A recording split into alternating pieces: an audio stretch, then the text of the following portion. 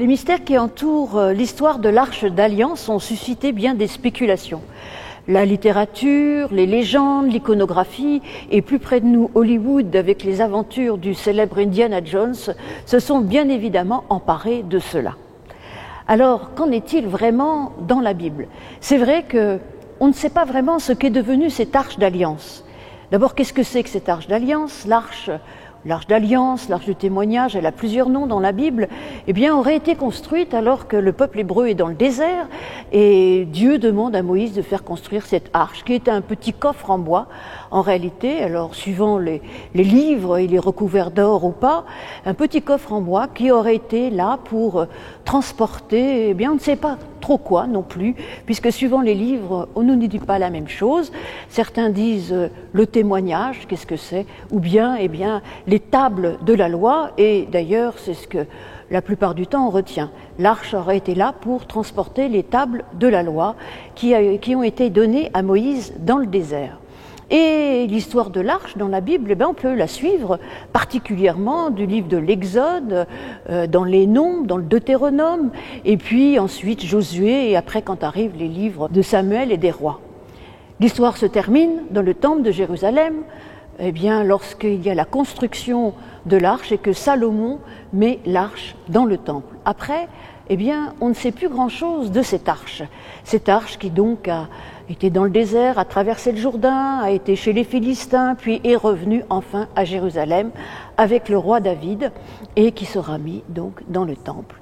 Et donc cette arche disparaît probablement au moment de la prise de Jérusalem par les Babyloniens en 587 avant Jésus-Christ. Mais on ne sait absolument pas ce qu'elle est devenue.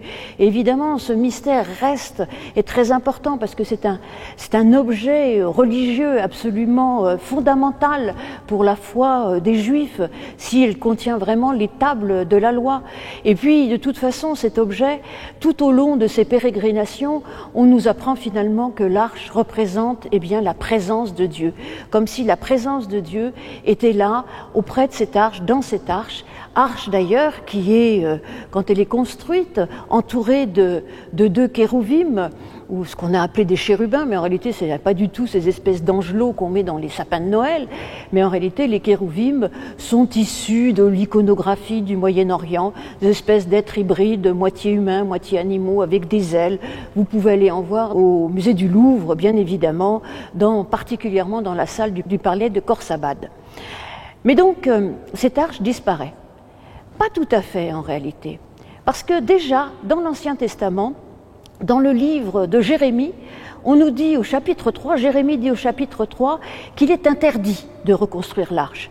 Et ça m'a bien interpellée, parce que soit elle aurait été détruite, soit il serait allé la cacher, comme nous le raconte le livre des Maccabées. Pourquoi c'est interdit ? Eh bien, je pense qu'avec Jérémie, c'est vraiment le livre qui nous parle de la nouvelle alliance. Et en effet, une fois que Jérusalem est détruit, eh bien, c'est pas la peine de revenir en arrière et de reconstruire une arche comme il y aurait eu auparavant. Eh bien, pour nous dire aussi que la présence de Dieu, eh bien, ne se situe pas enfermée dans un coffre, que la présence de Dieu est partout. Elle n'était pas uniquement dans le coffre, ni uniquement dans le temple de Jérusalem, mais maintenant, eh bien, que le peuple est en diaspora, en dispersion, eh bien, il est temps d'apprendre que Dieu ne peut pas être enfermé dans un coffre. C'est un peu ce que l'on retrouve et ce que l'on va retrouver dans un texte du Nouveau Testament qui, au premier abord, n'est peut-être pas celui auquel on pense pour parler de l'arche. Mais en réalité, si on fait très attention, quand on lit les textes, la première fois qu'apparaît le mot qui signifie arche, c'est-à-dire Aaron en hébreu, eh bien, il n'est nullement question de cette arche. C'est tout à fait à la fin du livre de la Genèse, au verset 26 du chapitre 50, lorsque on nous dit eh bien, que Joseph sera mis dans l'arche. En réalité, cette arche est un tombeau. Et en effet, eh bien, il y a un tombeau dans le Nouveau Testament qui symbolise profondément eh bien, cette nouvelle alliance. C'est le tombeau vide. Et ce tombeau vide, dans l'évangile de Jean, il est étonnamment habité par deux anges. Que sont les anges? Alors on pense justement à ces êtres zélés avec des ailes. Mais en réalité, les anges, au départ, ne sont que des messagers. S'ils ont pris dans l'iconographie cette manière d'être représentés avec des ailes, c'est justement l'influence de ces kérouvim. Eh bien, oui, il y a dans le tombeau vide, le tombeau dont le Christ est sorti, le Christ est ressuscité. Il nous dit que la présence de Dieu est désormais sur toute la terre. Elle ne peut pas être enfermée dans un tombeau. Et même lorsqu'on essaye d'enfermer Dieu, on le met dans un tombeau et Dieu, eh bien, n'est jamais là. Il est partout.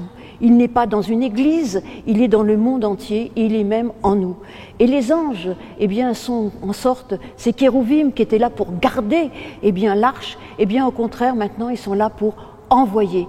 Et ils envoient une femme particulièrement, annoncer, et annoncer, c'est la même racine que le mot ange. Cette femme, c'est Marie-Madeleine. Alors oui, il s'agit bien là d'une nouvelle alliance. Et dans cette alliance, eh bien, l'arche a disparu parce que l'arche est inutile. Et c'est ça qui est intéressant. Déjà dans l'Ancien Testament, la disparition de cette arche est tout à fait significative. Tout comme on ne peut pas adorer Moïse puisqu'il n'a pas de tombeau, eh bien l'arche a disparu. Et l'adoration de Dieu ne se fait pas dans un tombeau à la fin de l'Évangile, mais bien au contraire, à travers l'image de la résurrection du Christ qui nous dit eh bien, que Dieu est vivant et qu'il est partout. Alors l'arche a disparu, ou peut-être que l'arche, c'est le monde entier. Je vous laisse eh bien, choisir. À bientôt.